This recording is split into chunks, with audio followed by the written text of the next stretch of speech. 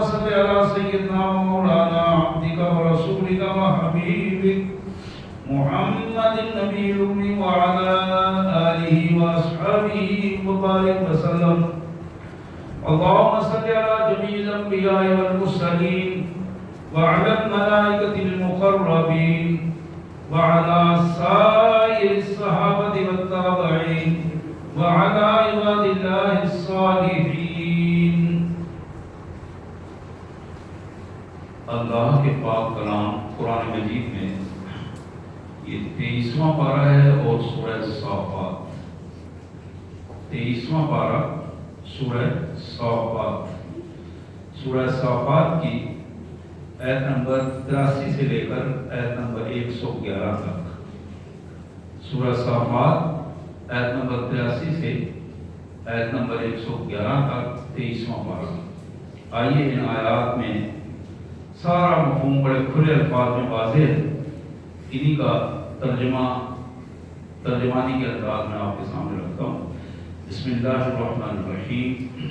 اللہ کے مبارک نام سے جو بڑا میزبان بہت زیادہ رحم کرنے والا ہے.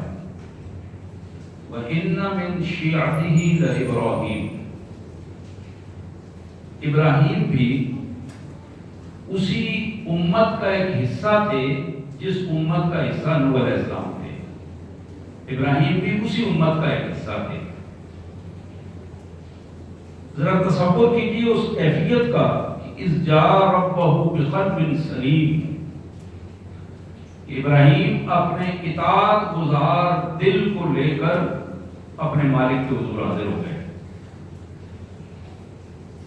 اذ قال لأبیہ وقومہ ماذا تعبدون.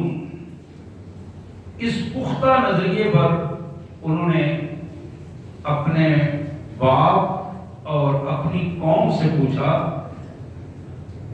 کہ تم کس کے بندے ہو، کس کی عبادت کر رہے ہو، کس کے بندے بن کر جی رہے ہو. اَئِفْكًا آلِهَةً دُونَ اللَّهِ تُرِيدُونَ. کیا اللہ کو چھوڑ کر دوسرے مشکوک قسم کے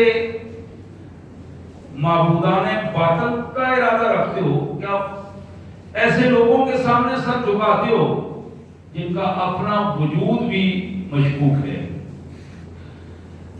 فما ظنکم برب العالمین. ان کے سامنے اللہ پاک اور شریک کی دعوت رکھی اور پھر پوچھا تمہارا کیا خیال ہے اس رب کے بارے میں جو پوری کائنات کا پالنے والا ہے؟ فقال انی سقیم فنظر نظرۃ فی النجوم. پھر اس کے بعد ایک موقع آیا، قوم جا رہی تھی اور انہوں نے آپ کو ساتھ جانے کے لیے کہا. آپ نے اپنی نگاہ آسمان کی طرف اٹھائی اور ستاروں کو دیکھتے ہوئے کہا میری طبیعت ٹھیک نہیں ہے. فقال انی سقیم. میری طبیعت ٹھیک نہیں ہے اس لیے میں تمہارے ساتھ نہیں جا سکتا. فتولوا عنہ مدبرین. یہ بات سن کر وہ پیچھے مڑے اور اپنے کام کے لیے چل پڑے. ساری قوم جا رہی تھی. فراغ الی آلہتہم. اب ابراہیم بالکل یکسو ہو کر ان سارے معبودان باطل کے پاس پہنچے. فقال الا تاکلون. اور ان سے پوچھا یہ جو تمہارے ماننے والے تمہارے سامنے سب کچھ رکھ کے گئے ہیں ان کو کھاتے کیوں نہیں ہو؟ یہ جو چراغے تمہارے سامنے پڑے ہیں ان کو کھاتے کیوں نہیں ہو؟ الا تاکلون. کیا ہے تمہیں؟ ما لکم لا تنطقون. او بھائی بولتے نہیں ہو، میری بات کا جواب کیوں نہیں دیتے ہو؟ اب یہ دو باتیں ان سے پوچھی اور پھر کیا کیا جب انہوں نے نہ جواب دینا تھا نہ جواب آیا اور سب کچھ اسی طرح تھا. فراغ علیہم ضربا بالیمین. تو پھر پوری یکسوئی کے ساتھ طاقت کو منجمد کرتے ہوئے دائیں ہاتھ کو استعمال کر کے وہاں ضربیں کری، سٹیں ماری اور پھر ان کو چورا چورا کر دیا. فَأَقْبَلُوا إِلَيْهِ يَزِفُّونَ. قوم ساری جب واپس آئی تو تیزی سے وہ بھی پوری یکسوئی کے ساتھ ابراہیم سیدھا وہیں دوڑتے ہوئے آئے اور پوچھنے لگے اتعبدون ما تنحتون. جناب ابراہیم نے ان سے پوچھا، جب وہ آئے سوال و جواب ہوئے. اب حضرت ابراہیم نے پوچھا کہ ان پتھر کے بنی ہوئی مورتیوں کے سامنے جو بے اختیار ہیں تم ان کے بندے بن کر بیٹھے ہو، جو نہ بول سکتے ہیں، نہ کھا سکتے ہیں، نہ پی سکتے ہیں. واللہ خلقکم، ہوش کرو اس اللہ کی طرف آؤ جس نے تمہیں پیدا کیا ہے. وما تعملون، اور تم کیا حرکتیں کر رہے ہو. اب یہ سوال و جواب کا کوئی دلیل تو ان کے پاس نہیں تھی. قالوا ابنوا لہ بنیانا، فیصلہ یہ کیا انہوں نے کہ بڑی سی عمارت بناؤ، حویلی بناؤ بڑی سی. فالقوا، اس میں آگ جلاؤ. فالقوا فی الجحیم، اور اس کو آگ میں پھینک دو. اللہ فرماتے ہیں فَأَرَادُوا بِهِ كَيْدًا فَجَعَلْنَاهُمُ الْأَسْفَلِينَ. ان سب نے مل کر مکر و فریب کا ایک جال بچھا کر ہمارے بندے کو قابو کرنے کی کوشش کی اور ہم نے انہیں گردن سے پکڑ کر نیچا دکھایا. فَجَعَلْنَاهُمُ الْأَسْفَلِينَ، ہم نے ان کا منہ نالی میں ڈالا. اس کا مطلب یہ ہے فَجَعَلْنَاهُمُ الْأَسْفَلِينَ، نیچا دکھایا ہم نے ان کو. وقال، اب ابراہیم جب وہاں سے کامیاب ہو کر عزت کے ساتھ لوٹے، وقال انی ذاہب الی ربی سیہدین، تو کہنے لگے اب میں اپنے پروردگار مالک کے حضور یکسو ہو کر جا رہا ہوں، یقیناً وہی میری رہنمائی فرمانے والا ہے. رب ہب لی من الصالحین، اپنے پروردگار سے درخواست کی کہ مالک مجھے نیک بیٹا عطا فرما، صالح اولاد عطا فرما. فبشرناہ بغلام حلیم، ہم نے اپنے پیارے بندے پیارے نبی ابراہیم کی دعا کو قبول کرتے ہوئے اسے بہترین بردبار نیک بیٹے کی بشارت دے دی. ابراہیم تمہاری دعا قبول ہوگی اور ہم آپ کو بیٹا دیں گے. وہ بیٹا ملا.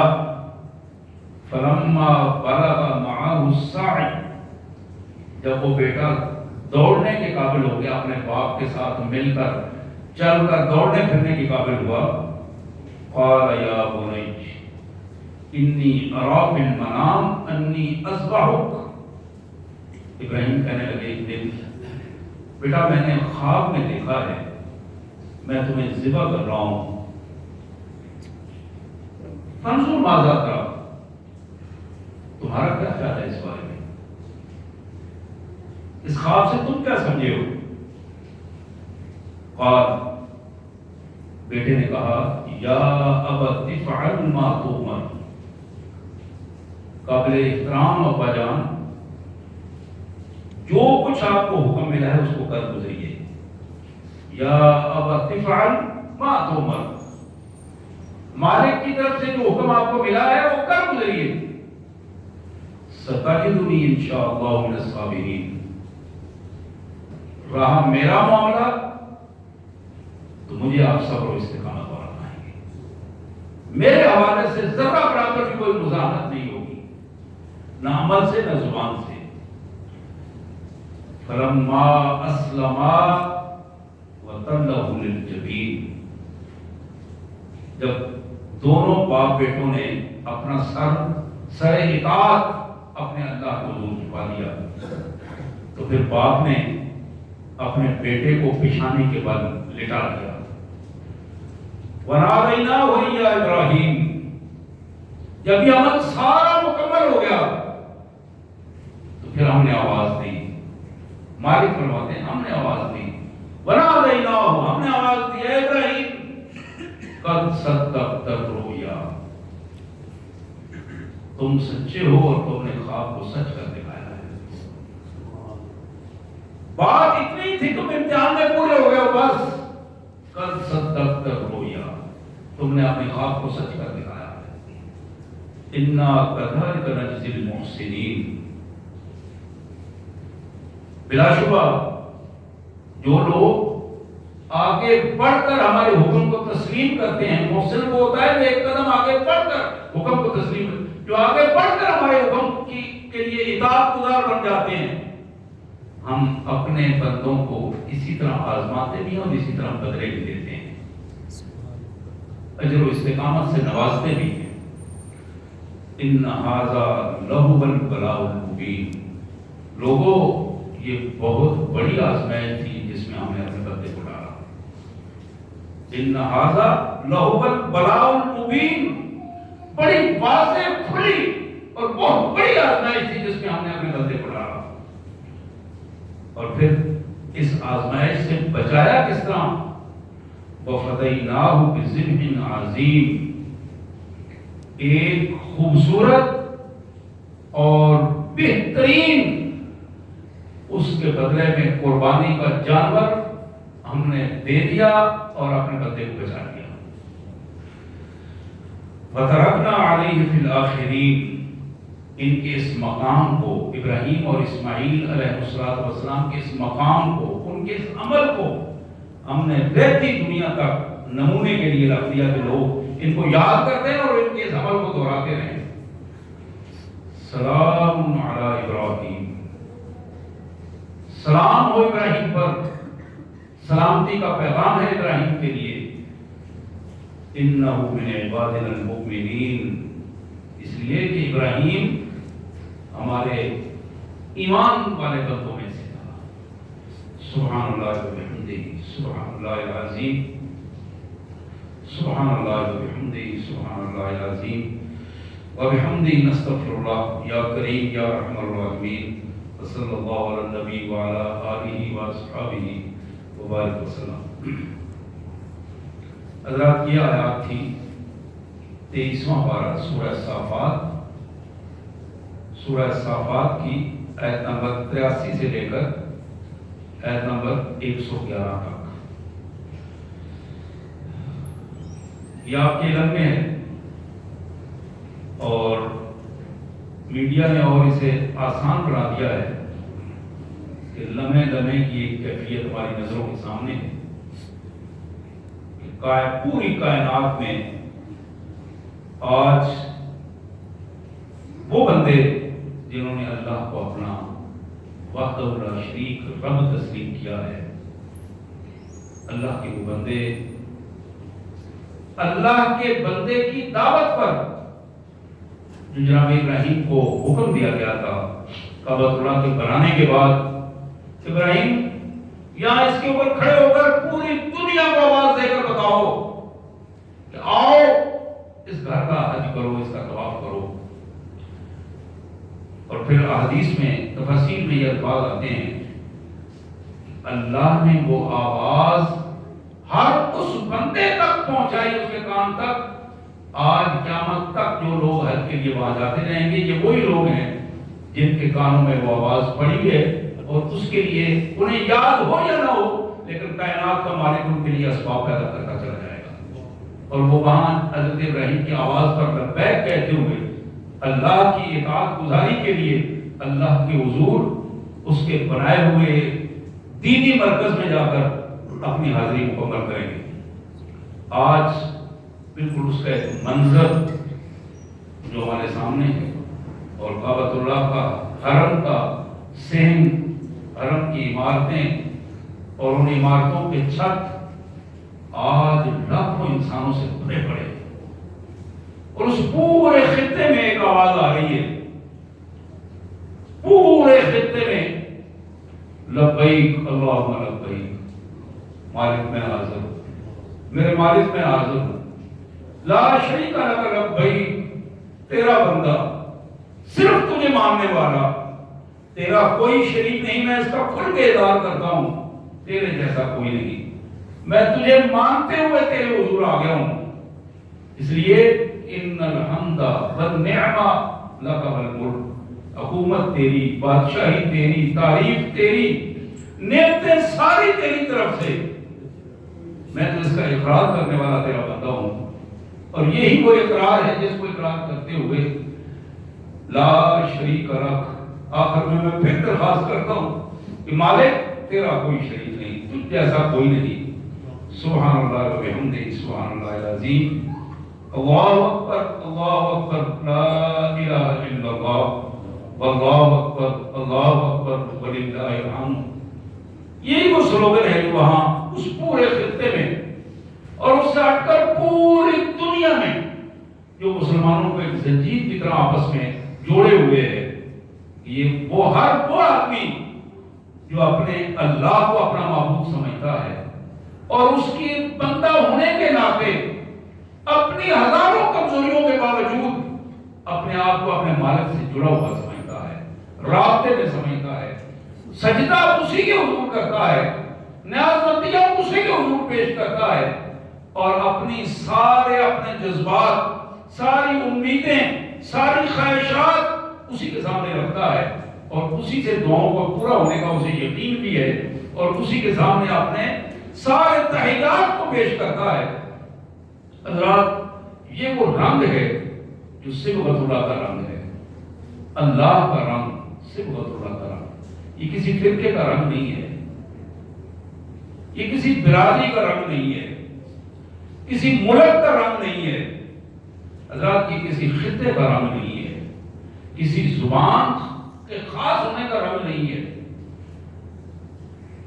ایک لباس میں لاکھوں انسان مختلف کلر رکھتے ہوئے، کوئی سفید، کوئی گورا، کوئی سرخ، وہ کسی انداز میں، وہ کسی انداز میں، مختلف زبانیں بولنے والے، اشارے کنائے سے اپنے معاملات کو چلانے والے، لیکن میں نے پہلے عرض کیا کہ وہ ایک سلوگن ہے، ایک کلمہ ہے جس نے جوڑ رکھا ہے، لبیک اللہم لبیک کا کلمہ ہے، اور ہر بندے کی زبان سے وہی کلمہ ہے، ایک ہی کلمہ ہے۔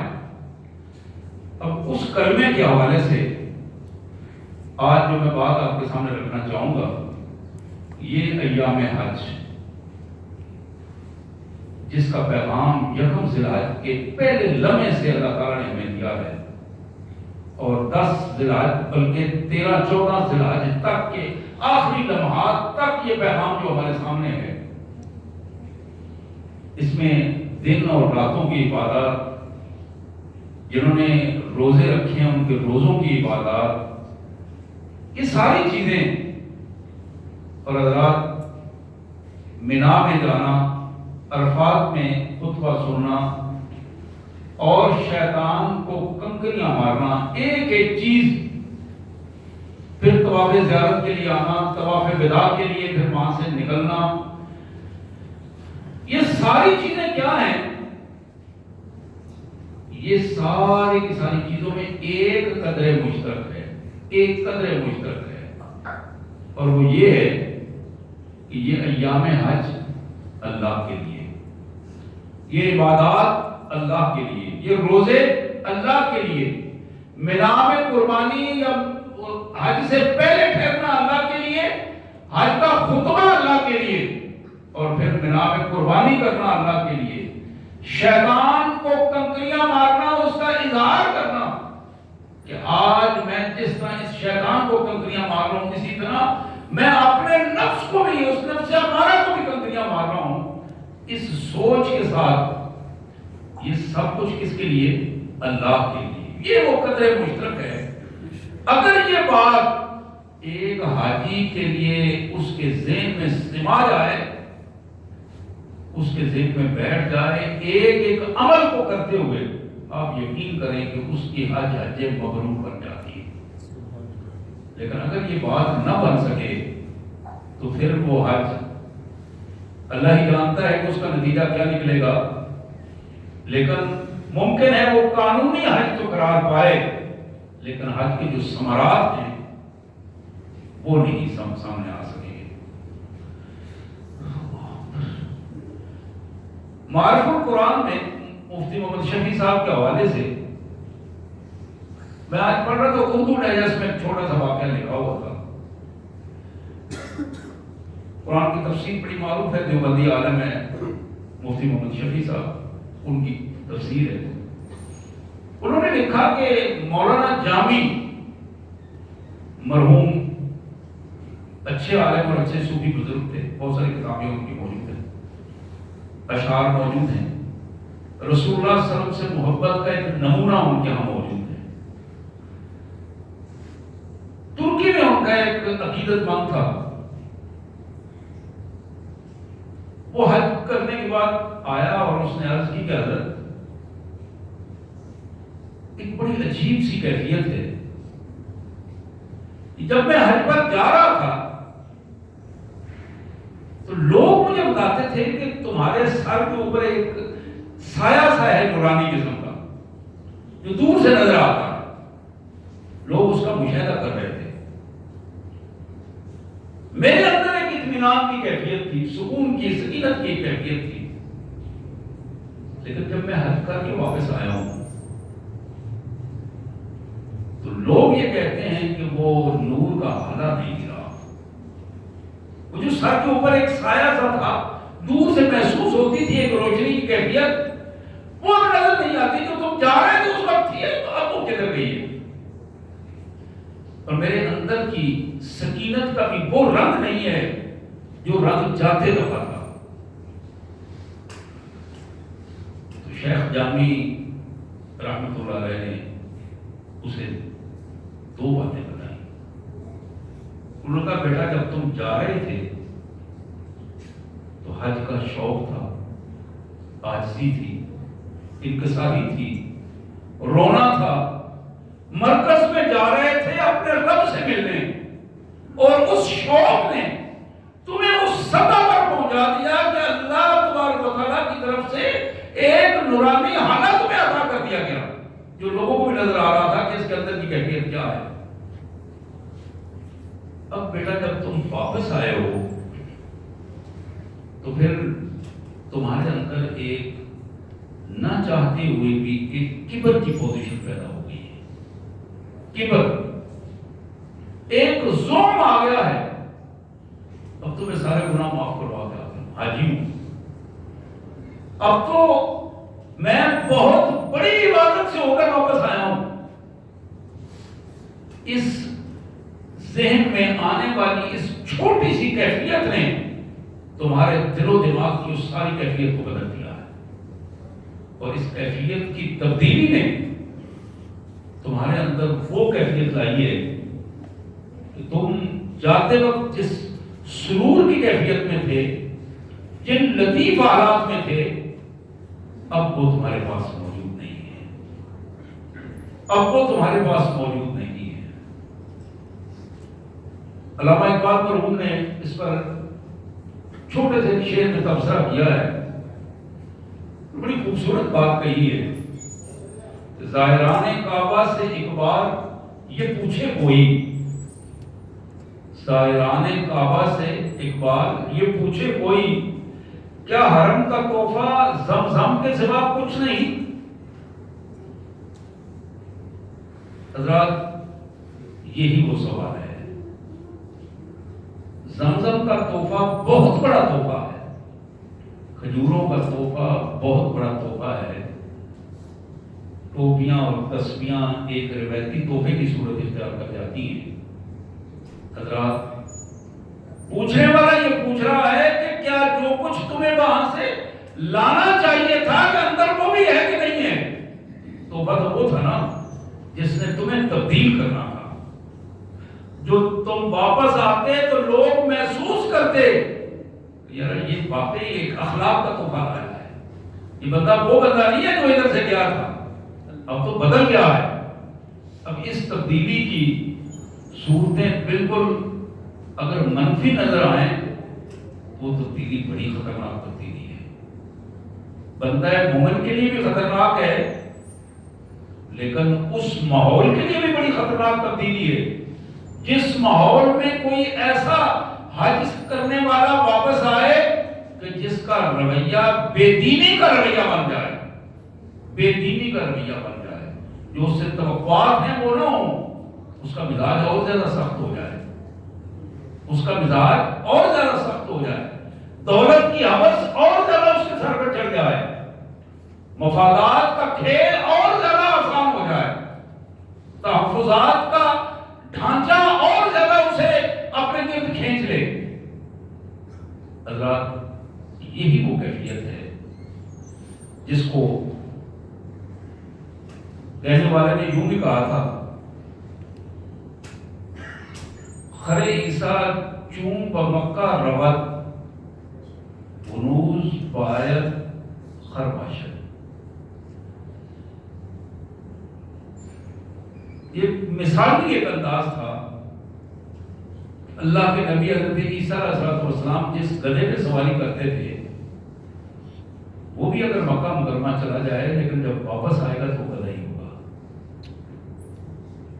اور مقصود یہی ہے کہ انسان اگر جانوروں کی طرح بے حسی کے ساتھ اس سارے عمل سے گزر جائے، لیکن اس کے اندر اگر قوت احساس پیدا نہ ہو، غیرت ایمانی پیدا نہ ہو، اللہ کے ساتھ تعلق اور رابطہ نہ ہو سکے، مالک کی پہچان نہ ہو سکے، تو پھر وہ بات بنتی نہیں ہے.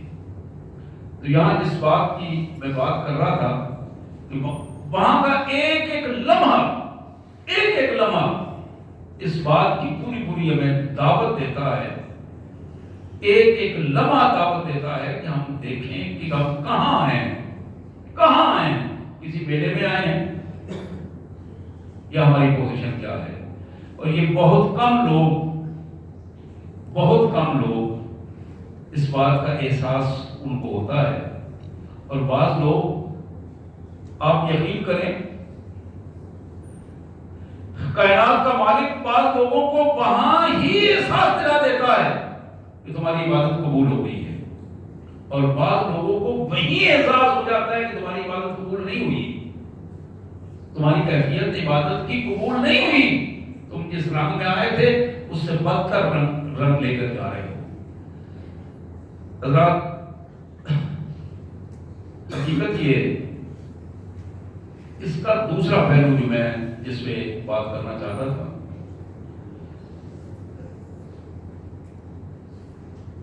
ذوالحجہ کی 9 تاریخ کو عرفات میں، میدان عرفات میں خطبہ ہوتا ہے حج کا.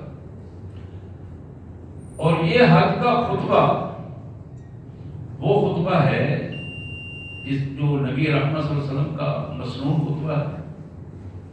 فرض ہے، وقوف عرفہ میں ٹھہرنا ہی حج کا بنیادی رکن ہے.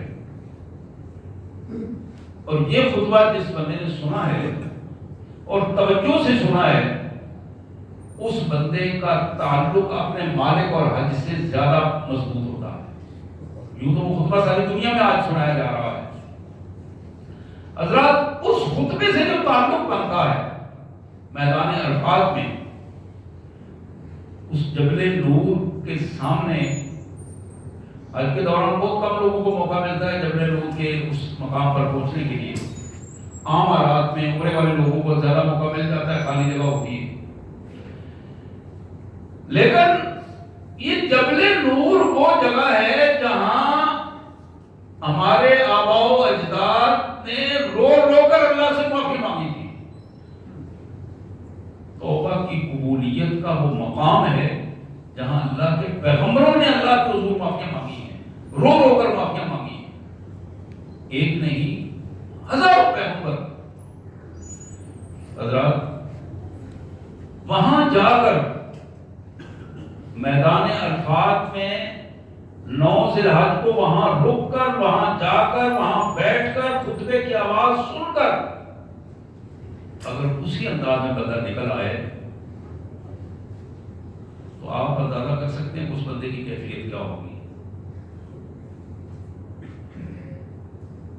میدان منا میں قربانی کرتے ہوئے، آج کل جو قربانی کا انداز مختلف ہے، لیکن جذبات تو انسان کے ہیں. نیت، دل و دماغ، یہ تو انسان کے اپنے بس کی بات ہے.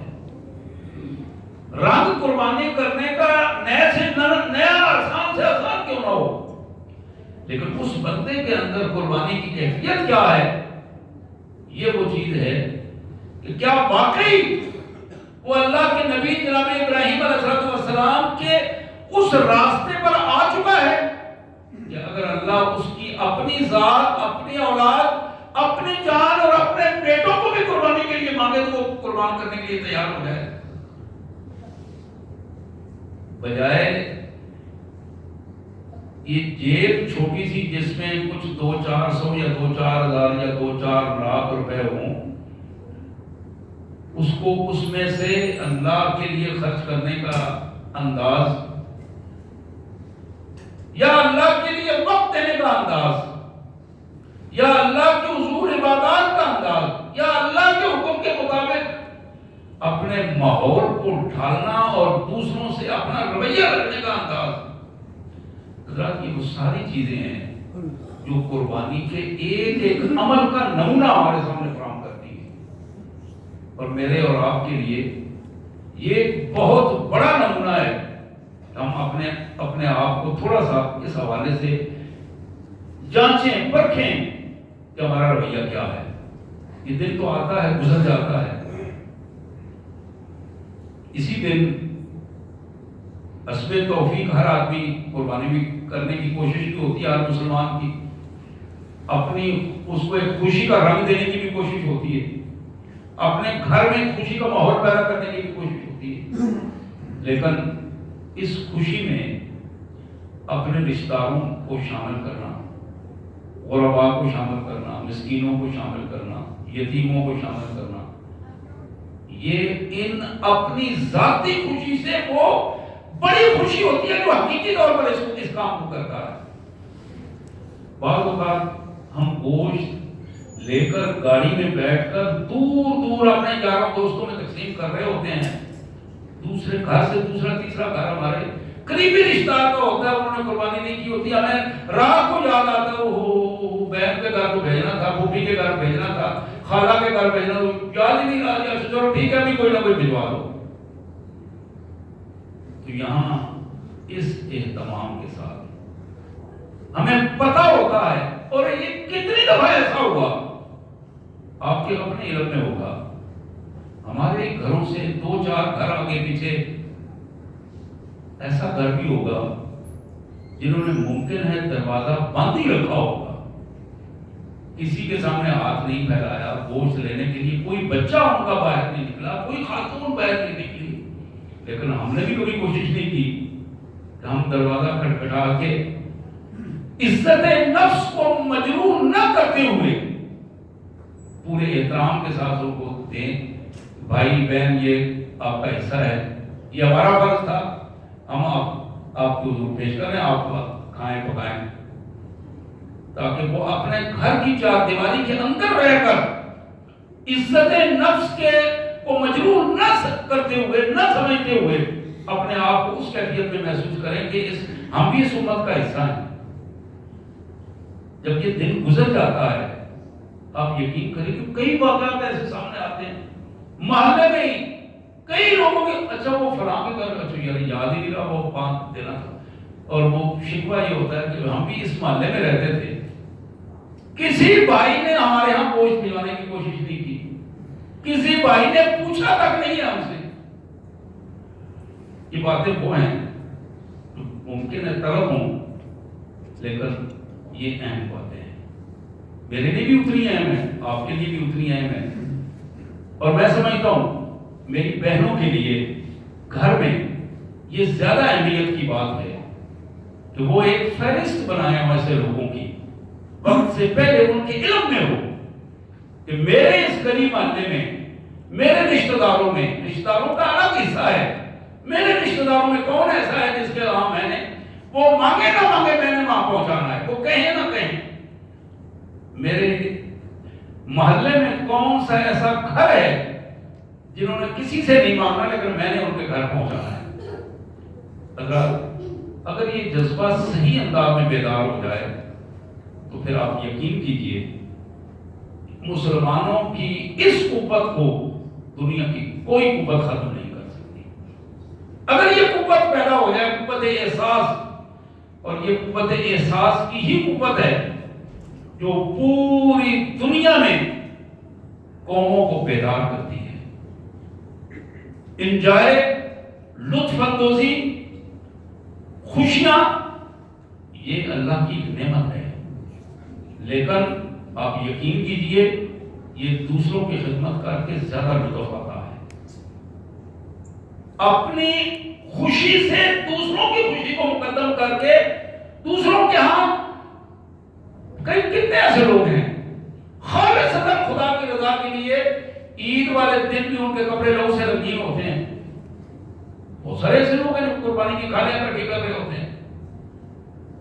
تو میرے بھائی میں جو چیز رکھنا چاہتا ہوں اخلاص پیدا کر کے اپنی خوشیوں کو اللہ کے لیے نہ کہ شیطان جو ہماری خوشیوں کو بے دینی کی طرف لے جانا چاہتا ہے. ہماری ذمہ داری ہے کہ ہم اپنے آپ کو بے دینی سے بچائیں, اپنے بچوں کو بچائیں, اپنے گھر کو, اپنی بیویوں کو, بہنوں کو, بیٹیوں کو ان کے لباس پر نظر رکھیں, ان کے معاملات پر نظر رکھیں, اپنے بچوں کے معاملات پر نظر رکھیں, اپنے آپ کو درست کریں. تو یہ سارے رویے ہمارے لیے ہمارے نامہ اعمال میں خوبصورت عمل کی صورت اختیار کر جائیں گے. اللہ نے اس کی توفیق عطا فرمائے. واخر دعوانا الحمدللہ رب العالمین.